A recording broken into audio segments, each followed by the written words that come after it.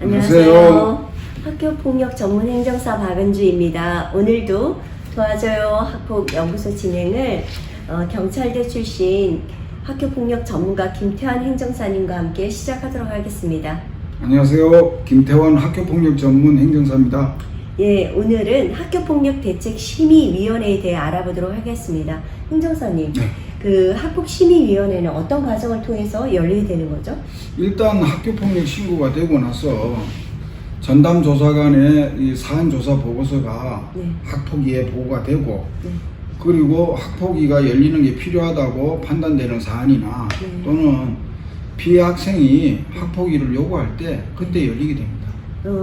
전담 조사관 조사 과정에서 그 학교장 자체 해결권으로 종결이 된 경우라도 피해 학생 측에서 그 학폭위를 요청을 하면 열어야 된다는 얘기신 거죠? 네, 우리 학교폭력 예방 및 대책에 관한 법률 제13조 제13조 2항 3호에 네. 피해 학생 또는 그 보호자가 요청하는 경우에 심의위원회를 소집하여야 한다라고 나와 있습니다. 네. 그럼 그 학폭 신고가 되고 난 이후에 그 심의위원회가 열리기까지의 기간은 어떻게 되나요? 그게 제가 볼 때 경험상으로 이게 일률적으로 기간이 어떻게 딱딱 정해지지는 않는데 네.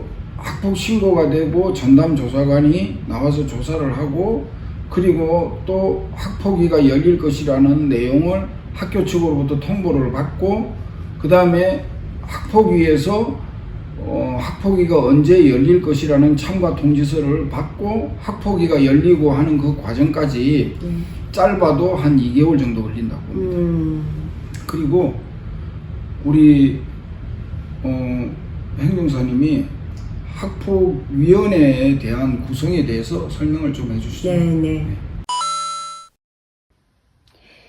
심의위원회에 대해서 말씀드리겠습니다. 학폭심의위원회는 10명에서 50명 이내의 위원으로 구성하게 되는데 전체 위원의 3분의 1 이상을 해당 교육청 관내 학교에 소속된 학생의 학부모로 위촉합니다.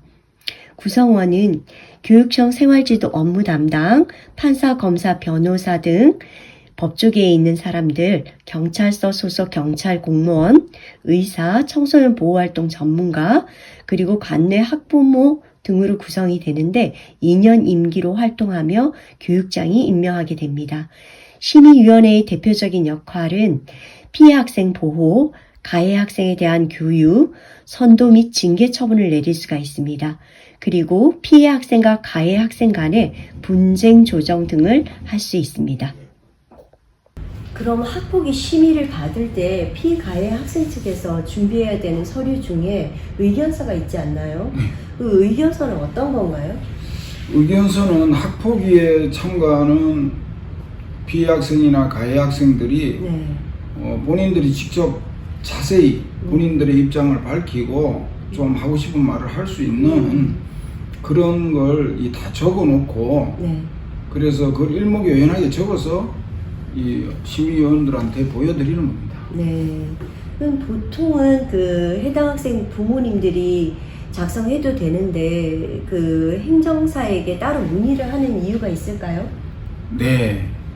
이게 부모님들이 이걸 작성하기는 힘들 거예요. 왜냐면은 이게 뭐 수필처럼 뭐 줄거리를 쭉 애가 어떻다 줄거리를 적는 게 아니고 이게 법원에서 제출하는 답변서처럼 그 대상자가 누구고 그리고 이 사안 개요가 어떻게 되고 그리고 각 행위별로 사실관계를 또 파악해야 되고 그 사실관계에 따른 법률관계를 적용해야 되고 필요하면 판례까지 동원해서 나중에 나의 주장을 논리적으로 이렇게 설득력 있게 작성해야 되기 때문에 부모님 하기에는 좀 스트레스가 많을 거예요. 네, 그렇죠. 그 사안이 또 복잡하면 또 부모님들이 또 경황이 없다 보니 그 객관적인 자료나 중요한 어떤 증거를 그 놓치는 경우가 많이 있을 것 같아요. 예. 그럼 학폭 의견서에는 그럼 어떤 내용들이 들어가는 거죠?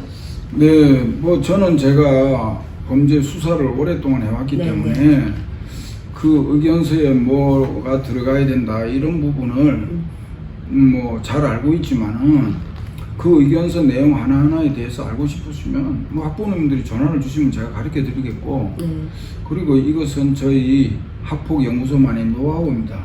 사안이 일어날 당시에 현장 분위기 또 살펴봐야 되고 그리고 또 해당 학생이 처한 어떤 환경이나 또는 뭐 상황이나 증거 자료 이런 것도 다 꼼꼼하게 살펴봐야 되기 때문에 의견서 내용이나 형식이 그 사안마다 다 다르게 되죠. 제가 조금 덧붙여 말씀드리면 또 아이들을 또 평생 교육해오고 또 봉사해오지 않았습니까? 그 연장선에서 같이 고민하고 상담해서 사안에 따라 유연하게 대처할 수 있는 그런 것들이 저희만의 장점인 것 같아요. 네, 맞습니다. 그 학교에서 전담 조사관이 조사 나올 때 의견서를 제출해도 되지만 조사 과정에서 의견서를 받지 않는 경우에는 그 학폭심의위원회에 그때 이제 자료를 제출하고 내용에 따라 조치 결과가 반영되는 거잖아요. 네네네. 그렇습니다. 이게 전담 조사관마다 다 틀려요. 나와서 의견서를 전담 조사관에게 제출하면은 받는 조사관도 있고 안 받는 조사관도 있는데 안 받는 경우에는 학폭심의위원회에 제출하시면 되고 뭐 해당 장학사에게 메일로 보내도 되고 또 복사를 해가지고 여러 번 해서 직접 그 심의회 당일날 심의위원님들한테 드려도 됩니다. 그럼 뭐 조사 과정에서 안 받는다고 해가지고 그 의견서를 제출을 안 하면 오히려 손해인 거네요. 그럼요. 손해입니다.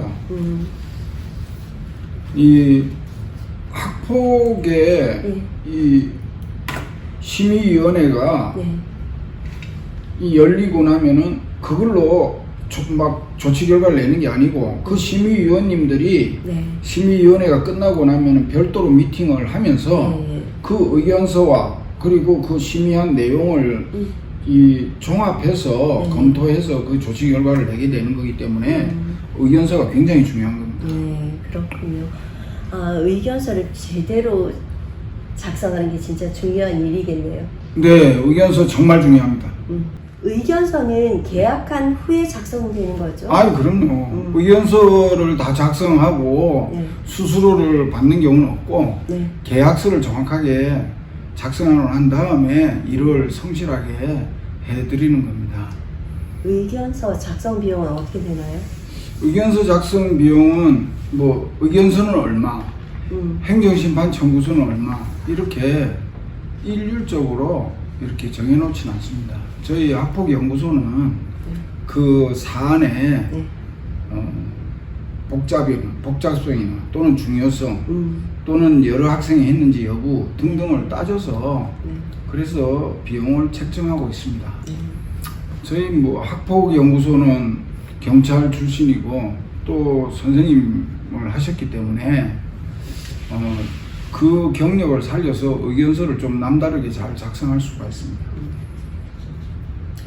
그럼 댓글창에 있는 대표번호로 문의 전화 주시면 사안별로 자세히 안내해 드리겠습니다.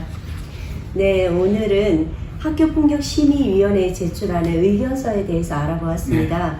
의견서 작성이나 행정심판 청구서가 필요한 경우 혼자 고민하지 마시고 언제든지 도와줘요 학폭연구소로 전화를 주시면 무료로 전화 상담 가능합니다. 전직 경찰과 전직 교사가 꾸미는 도와줘요 학폭연구소는 많은 아이들의 교육과 선도를 해온 현장 경험을 살려 학폭으로 힘든 아이들과 부모님들에게 현실적인 도움을 드리겠습니다. 그리고 저희 유튜브를 시청하시고 그 문의 전화 주신 부모님들께도 다시 한번 감사드립니다. 같이 할까요? 네. 구독, 좋아요, 알림 설정 부탁드립니다. 감사합니다. 감사합니다.